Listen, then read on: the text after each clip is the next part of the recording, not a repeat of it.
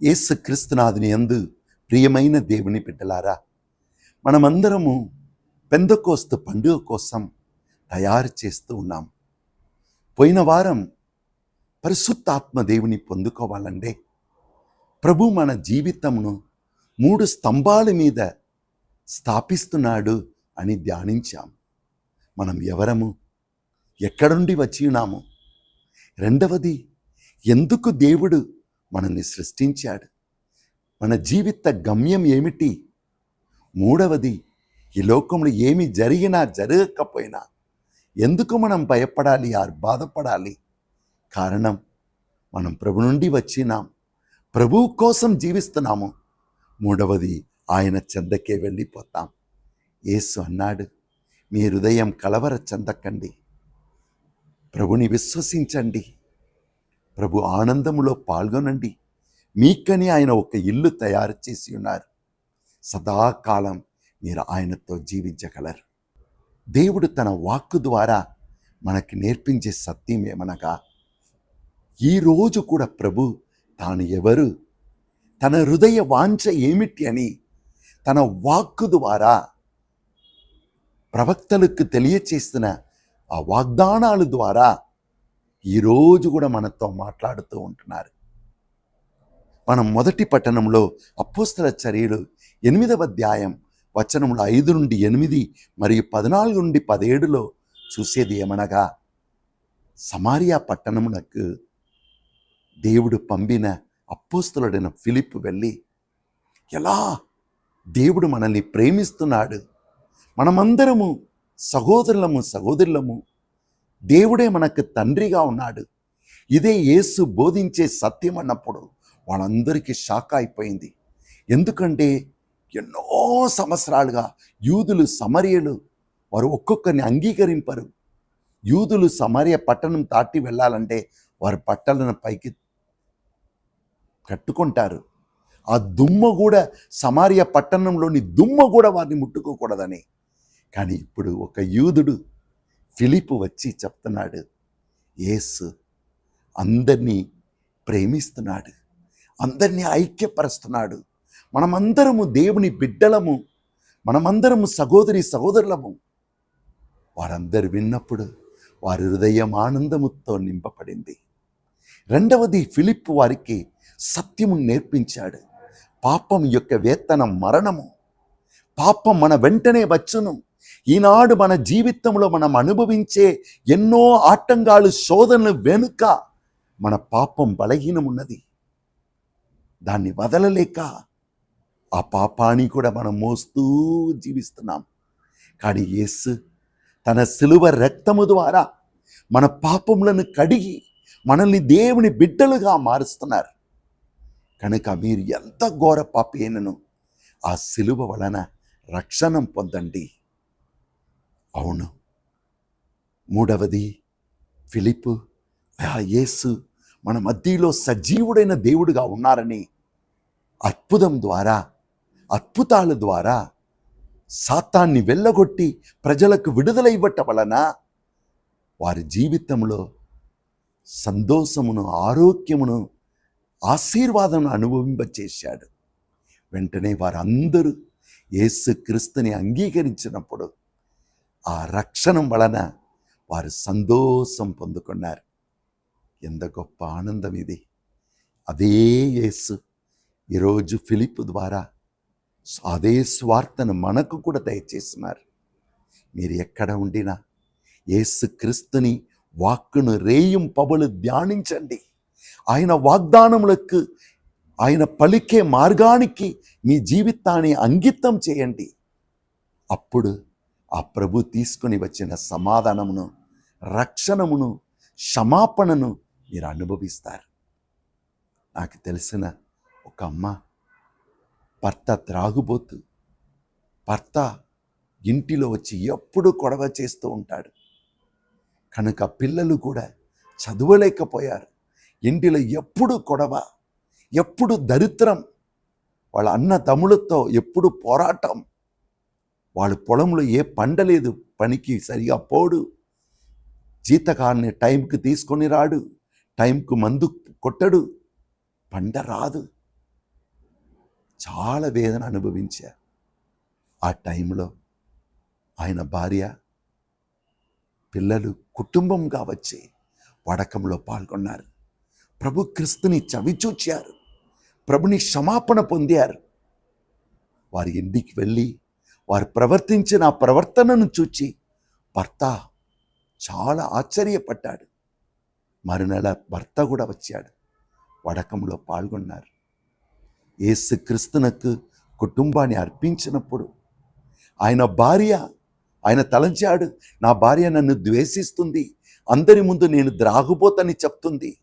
కానీ ఇక్కడ ధ్యానంలో ఒక సెషన్లో ఒక్కొక్కరిని పాదాలను పట్టుకుని క్షమాపణ అడగాలి.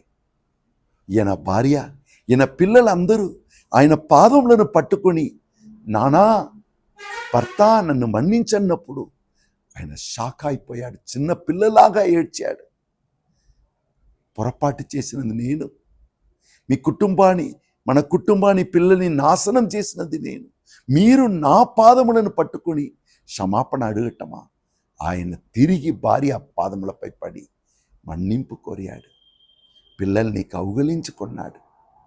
వారి కుటుంబం యేసుక్రీస్తుని సువార్త వలన కుటుంబమే ఆశీర్వదింపబడింది. త్రాగుబోతును అప్పుడే త్రోసివేశాడు. అవును, జీవిత పయనములో ఈనాడు కూడా యేసుస్వామి ఆనాడు సమరియకు ఇచ్చిన అదే సంతోషమును, రక్షణమును, సమాధానమును మనకివ్వటానికి సిద్ధముగా ఉన్నారు.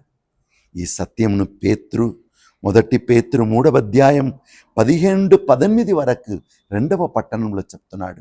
అయ్యా, మన దేవుడు పరిశుద్ధుడయ్యా, నువ్వు పాపంలోనే ఆడుకుంటూ ఆ ప్రభుని పొందలేవయ్యా. ఆయన పలికే సత్యం ఏమనక ఆయన పరిశుద్ధుడు, నువ్వు కూడా పరిశుద్ధంగా మారాలి. రెండవది ఆయన చెప్తున్నాడు, ఆయన నువ్వు అంగీకరించావంటే నీ హృదయంలో నీకు నమ్మకం వికసిస్తుంది. ఇది ఏ లోకం కానీ ఏ ఆస్తి అంతస్తు కానీ ఇవ్వలేదు. మూడవది, మనం ప్రభు క్రీస్తుని అంగీకరించినప్పుడు మన జీవిత పయనంలో ఎన్ని ఆటంకాలు, శోధన వచ్చినా, పరులు మనల్ని నిందించినా, అవమానించినా కూడా ప్రభు మనల్తో నిలబెడుతున్నా, మనల్ని కాపాడుతున్నా, మనల్ని ముందుకు సాగిపోవుటకు మనతో పయనిస్తున్న ఆ యేసుని మనం అనుభవించగలము, పరులను మన్నించగలము. అవును, మామూలుగా ఇది సాధ్యం కాదు. యేసు క్రీస్తుని వాగ్దానములను మనం విశ్వసించాలి, ఆయన వాక్యమును ధ్యానించాలి. ఆయన తెలుసుకున్నప్పుడు, ఆయనకు మనం విధేయత చూపించుతున్నప్పుడు ఇవి అన్నీ పొందగలము. నాలుగవది ఆయన చెప్తున్నాడు, మనల్ని ప్రజలు నిరాకరించినను అటువంటి వారిని కూడా మన్నించి మనం ప్రేమించగలము. ఐదవది, కొన్నిసార్లు దేవుని వెంబడిస్తున్నప్పుడు పరుల కంటే, లోకంలో ఉన్న వారి కంటే ఎక్కువగా మనం కష్టాలు, వేదన అనుభవించినను ప్రభునకు మనం విధేయత చూపించుట వలన పొందుతున్న సంతోషము ఈ వేదన కంటే గొప్పగా ఉండును. అది ఒక గొప్ప భారంగా మనకు కనబడదు. యేసు ఎలా మరణానికి యేసు ఎలా శరీరానికి, మాంసానికి, లోకానికి మరణించి ఉన్నతమైన ఆత్మతో జీవించాడో అట్లనే మనము కూడా ఆయన వాగ్దానములను మనం వింటున్నప్పుడు, దాన్ని ధ్యానిస్తున్నప్పుడు, దానికి మన జీవితాన్ని సమర్పిస్తున్నప్పుడు మనము కూడా ప్రభు క్రీస్తులాగా జీవితంలో ఎన్ని కష్టాలు వచ్చినా దాన్ని ధైర్యంగా ఎదిరించుకొని పరిశుద్ధాత్మను పొంది మనం కూడా ఉన్నత జీవితం జీవించగలము అని పేతురు ఆనాడు తెలియచేశాడు. ఈరోజు మనము కూడా దాన్ని తెలుసుకొని జీవింప ఆయన మనల్ని ఆహ్వానిస్తున్నాడు. అవును, నాకు తెలిసిన ఒక ఐపీఎస్ ఆఫీసర్, ఆయన భార్య ఎంఎస్సి చదివిన ఒక ప్రిన్సిపల్, చేతుల నిండా డబ్బు పొందుకున్నారు. 14 సంవత్సరాలుగా వారికి సంతానమే లేదు. ఎక్కడెక్కడో పోయారు, ఏ డాక్టర్నో కలిశారు, ఎన్నో మెథడ్స్ వాడుకున్నారు, లక్షం ఖర్చు చేశారు, ఏమీ జరగలేదు. ఒకరోజు వాళ్ళు ఎక్కడికో పయనం చేసుకొని ధ్యాన కేంద్రంలో ఆగారు. నన్ను చూడటానికి వచ్చినప్పుడు వారికి సంతానం లేదని వేదన చెప్పుకుంటూ ఉన్నప్పుడు యేసుక్రీస్తుని సువార్తను విన్నారు. నేను దేవుని వాక్యమును వారికి తెలియచేయుటకు కృప ఇచ్చాడు దేవుడు. పాపం యొక్క వేతన మరణం. మీరు ఆఫీసర్గా ఉండవచ్చు, పెద్ద ప్రిన్సిపల్గా ఉండవచ్చు. మీ జీవితాన్ని మీరు గమనించి మిమ్మల్ని శుద్ధి చేసుకోలేదండి. దేవుని వాక్యమును మీరు తెలుసుకొని ఆయనకు మిమ్మల్ని సమర్పించిన మీ పాపాలను మన్నిస్తాడు. మీకు దేవుడు అనుగ్రహం దయచేస్తాడన్నప్పుడు వారి ఇద్దరు చిన్న పిల్లల్లాగా కన్నీరు కార్చారు. వారు పాపాన్ని ఒప్పుకొన్నారు. అక్కడే మంచి పాప సంగీతనం చేశారు. సమాధానంగా ఇంటికి వెళ్ళారు. త్వరలోనే దేవుడు వారికి 2 బిడ్డలు ఇచ్చారు. ఆ బిడ్డలు ఇప్పుడు పెద్దగా మారి పెద్ద స్థానంలో ఉన్నారు. ఈనాడు కూడా ఆ యేసుక్రీస్తుని కూర్చిన సందేశం, ఆయన మనం నడవవలసిన మార్గాన్ని చూపిస్తాడు. అది మనకు లోకం నుండి వచ్చే వారికి కొద్దిగా కఠినంగా ఉన్నట్లు అనిపించవచ్చు. కానీ ఆయన వాగ్దానములను నమ్మి దానికి విధేయత చూపిస్తున్నప్పుడే మనకి జీవం అంటే ఏమిటి, సంతోషం అంటే ఏమిటి, విడుదల అంటే ఏమిటి అని మనం తెలుసుకుంటామని ఈనాడు సువిశేషంలో యోహాను 14వ అధ్యాయం వచనములు 15 నుండి 21లో యేసు తెలియచేస్తున్నారు. అవును, నా వాగ్దానములను నువ్వు ధ్యానిస్తున్నప్పుడే దేవుడు ఎవరు, దేవుడు మనిషి నుండి కోరేది ఏమిటి, మనిషిని జీవింపచేసేది ఏమిటి అని సత్యాలు మనకి తెలియచేయబడతాయి. అవును, దేవుని మాటకు మనం విధేయత చూపించి దాని ప్రకారం జీవిస్తున్నప్పుడే యేసు పలుకుతున్నాడు. యోహాను 14వ అధ్యాయం 15వ వచనంలో దేవుడు ఎలా మనల్ని ప్రేమిస్తున్నాడు, ఇన్ని శ్రమల మధ్యలో ఎలా మనతో నడుస్తున్నారు, మనల్ని మనం ఉన్నట్లే అంగీకరిస్తున్నారు అనే అనుభవమును మనం పొందగలము. 3వది, దేవుని వాగ్దానములను మనం అనుభవిస్తున్నప్పుడు, వాగ్దానములు పాటించినప్పుడు యోహాను 14వ అధ్యాయం 21-23 వచనం పలుకుతుంది. ప్రభు క్రీస్తే ఆయన తండ్రితో కలిసి మనతో జీవించే, మనతో నడచే, మనల్ని గణపరచే, మనం ప్రతి సమస్యల్లో మనకు తోడుగా ఉండి మనల్ని కాపాడుతున్న ఆయన హస్తమును, ప్రేమను మనం చవి చూడగలము. 5వది, దేవుని వాగ్దానములను మనం నమ్మి విధేయత చూపిస్తున్నప్పుడు మనకు అర్థమవుతుంది, ఇది ఒక పెద్ద భారం కాదు, ఇది దేవునికి మనం చూపించే కృతజ్ఞత. మనల్ని ఎంతగా ప్రేమించి మన కోసం తన జీవమును, ప్రాణమును ఇచ్చాడు. ఈరోజు మనం ఆయన కోసం జీవిస్తున్నప్పుడు ఆయన వాగ్దానములు కఠినంగా కనబడవచ్చు, కానీ దానికి విధేయత చూపించటం మనల్ని ప్రేమించే దేవునికి మనం చూపించే కృతజ్ఞతగా మారిపోతుందని ప్రభు పలుకుతున్నాడు.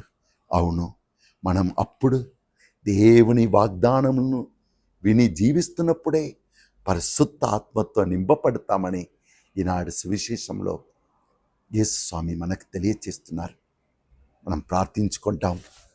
మమ్ము సదా కరుణించి కాపాడుతున్న పరమపిత నీ పరిశుద్ధ నామమునకు స్తోత్రమయ్యా.